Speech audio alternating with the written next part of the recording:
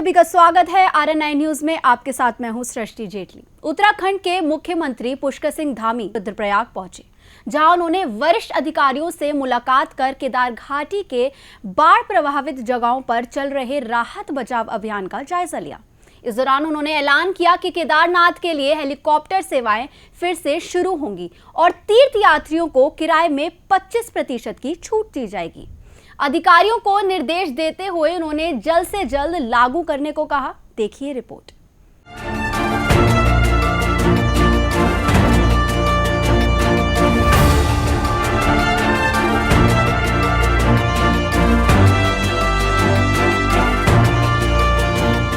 उत्तराखंड की केदार घाटी में प्राकृतिक आपदाओं से प्रभावित क्षेत्रों का हवाई सर्वेक्षण करने के बाद राज्य के मुख्यमंत्री पुष्कर सिंह धामी ने चारधाम यात्रा केदारनाथ के लिए हेलीकॉप्टर सेवा एक बार फिर शुरू करने के आदेश दिए। उन्होंने ये आदेश रुद्रप्रयाग में वरिष्ठ अधिकारियों के साथ हुई मीटिंग के दौरान दिए। इस अवसर पर कैबिनेट मंत्री सौरभ बहुगुणा, रुद्रप्रयाग विधायक भरत चौधरी, जिला पंचायत अध्यक्ष श्रीमती अमरदेव शाह, राज्य मंत्री चंडी प्रसाद भट्ट, महिला मोर्चा की प्रदेश अध्यक्ष आशा नौटियाल, मुख्य सचिव श्रीमती राधा रतूड़ी सहित अन्य अधिकारी भी मौजूद रहे। सीएम धामी ने हेलीकॉप्टर से दर्शन के लिए आने वाले श्रद्धालुओं को किराए में 25% की छूट लागू करने के निर्देश दिए। उन्होंने कहा कि इस योजना का खर्चा राज्य सरकार का जिम्मा है और उत्तराखंड की सरकार चारधाम यात्रा के श्रद्धालुओं के लिए पूरी तरह से प्रतिबद्ध है। उन्होंने यात्रा शुरू करने के लिए किए जाने वाले कार्यों में भी स्थानीय लोगों से सुझाव और सहयोग की भी अपील की। धामी ने आगे ये भी बताया कि भारी बारिश और भूस्खलन के कारण 29 स्थानों पर पैदल और सड़क मार्ग क्षतिग्रस्त हो गए हैं। इसके अलावा बड़ी मात्रा में सरकारी संपत्ति जैसे पीने का पानी, बिजली की तारें और कनेक्शन भी प्रभावित हुए। कुछ इलाकों में दूर संचार सेवाएं भी बाधित हुई।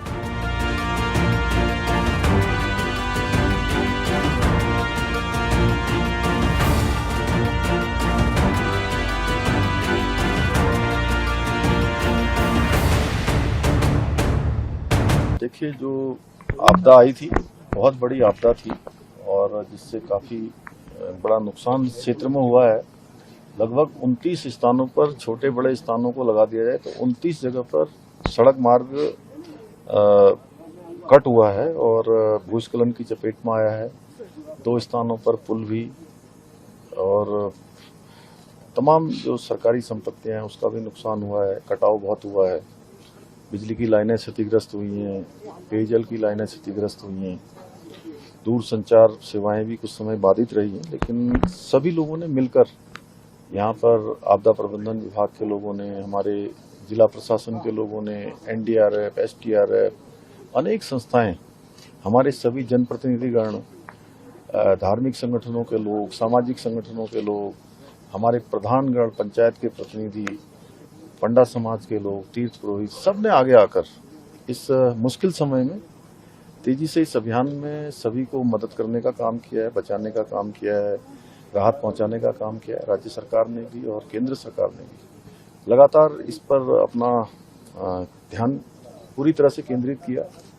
उसका परिणाम हुआ कि रेस्क्यू अभियान लगभग पूरा हो चुका है और अब हमारा पूरा ध्यान फिर से जो हमारा जनजीवन प्रभावित हो गया है, सड़क मार्ग पूरी तरह से भूस्खलन के चपेट में आ गया है, फिर से चले। वैकल्पिक मार्ग पर भी हम पूरी तरह से विचार कर रहे हैं कि वैकल्पिक मार्ग बनाया जाए, कुछ नए हेलीपैड बनाए जाए। मैं आदरणीय प्रधानमंत्री जी का भी धन्यवाद करता हूं, आदरणीय गृह मंत्री जी का धन्यवाद करता हूं कि उन्होंने इस मुश्किल समय में, आपदा के समय में हमारा पूरा साथ दिया। यहाँ चिनूक हेलीकॉप्टर भी आया, यहाँ पर MI भी आया, राज्य की तरफ से भी यहाँ पर पहले दिन से 4 हेलीकॉप्टरों ने काम करना शुरू किया। उसके कारण से सभी को हम निकाल पाए हैं और अब जल्दी से जल्दी फिर से यात्रा प्रारंभ हो, इसके लिए हम सारे प्रयास कर रहे हैं। सारे विभागों के सभी अधिकारीगण यहाँ पर हैं और मैं आज स्वयं भी हूँ। माननीय मंत्री जी यहाँ के प्रभारी हैं श्री सौरभ जी, और हमारे विधायक जी, जिले के हमारी पार्टी के लोग, सारे लोग, जिलाध्यक्ष जी समेत सभी प्रतिनिधिगण इस काम में हम सब लोग एकजुट होकर। और मैं तो सभी से कहूँगा कि ये चूंकि ऐसा समय है, सारे लोगों को आगे आकर इस आपदा के समय में केवल आपदा से फिर से हम सामान्य जीवन की तरफ जाएं, उसके लिए अपना सभी को योगदान देना चाहिए। और कल से केदारनाथ जी की जो हेली सेवा से दर्शन है वो प्रारंभ हो जाएंगे। और हम जो भी हेली सेवा से दर्शन करने वाले तीर्थयात्री होंगे, श्रद्धालु होंगे, उनको 25% हेली टिकटों में भी जो है हम छूट देंगे। उसकी प्रतिपूर्ति राज्य सरकार की तरफ से की जाएगी। सरकार की आपदा में भी उसका इस्तेमाल किया गया था, तो क्या उस ट्रैक को भी डेवलप करने की कोई पहल की जाएगी सरकार की ओर से? उस मार्ग के बारे में आज अभी हमारी बैठक में पूरी तरह से चर्चा हुई है। चौमासी से लेकर जो भैरव मंदिर तक जाता है उस मार्ग को डेवलप करने पर, और भी मैंने कहा है कि जो भी वैकल्पिक मार्ग हो सकते हैं, क्योंकि हर वर्ष हमको इस प्रकार की आपदाओं का सामना करना पड़ता है, हर वर्ष भूस्खलन का सामना करना पड़ता है, तो वैकल्पिक मार्गों पर हम पूरी तरह से जो है उस पर सारे विकल्पों पर विचार कर रहे हैं। डिजास्टर मैनेजमेंट को लेकर के किस तरह से व्यवस्थाएं रहेंगी? क्या IRCTC से बुकिंग होगी, ऑफलाइन आप व्यवस्था रखेंगे, फ्रीक्वेंसी क्या है? देखिए हम बढ़ाएंगे उसकी हम व्यवस्था बनाएंगे कि सारे श्रद्धालु लोगों को जो है आसानी से टिकट भी मिल जाए, और जो हमने कहा है कि राज्य सरकार उसके लिए काम करेगी, तो वो काम भी हम करेंगे पूरी तरह से। कैजुअलिटी कितनी है? देखिए कैजुअलिटी का चूंकि अभी एकदम से कुछ लोग 4-5 लोगों का ऐसा मिसिंग का भी आया है, अभी उनके फोन बज रहे हैं, कुछ लोगों की जो है लोकेशन निकाली जाएगी, उसके बाद ही सर 11 में हमने आपको कैंप करते हुए देखा, वहाँ रहते हुए देखा है, और यात्रा का मतलब 20 लाख से अधिक लोगों की रोजी रोटी का सवाल है। क्या सोनप्रयाग में भी अधिकारी कैंप करके रहेंगे जब तक रास्ता सूचना हो? नहीं, सारे अधिकारी कैंप कर रहे हैं, ऑलरेडी कैंप कर रहे हैं, और मैं इसीलिए आया हूँ यहाँ पर। और हम लोग लगातार जब तक सामान्य स्थिति नहीं हो जाती, लगातार इसी प्रकार से हम लोग समीक्षा भी करेंगे, और जहाँ पर काम चलेगा वहाँ काम भी देखेंगे। सर डिजास्टर मैनेजमेंट को लेकर के सरकार किस तरह से ठोस कदम उठाने वाली है?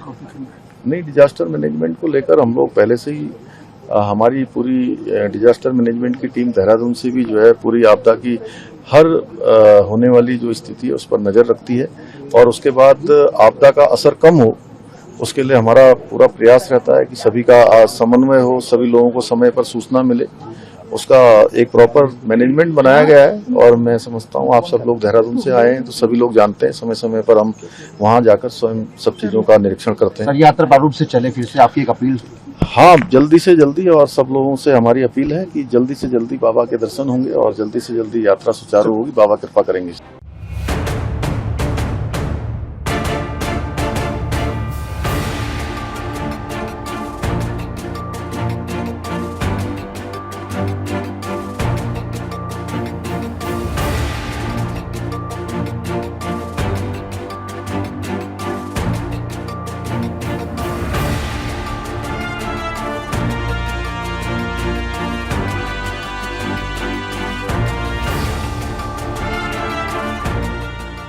राहत बचाव अभियान की बात की जाए तो प्रभावित जगहों में फंसे हुए श्रद्धालुओं को सुरक्षित स्थानों पर पहुंचाने का प्रयास अभी जारी है। मौजूदा जानकारी के मुताबिक करीब 12,000 श्रद्धालुओं सहित स्थानीय लोगों को बचा लिया गया है और बचाव अभियान लगभग पूरा हो चुका है।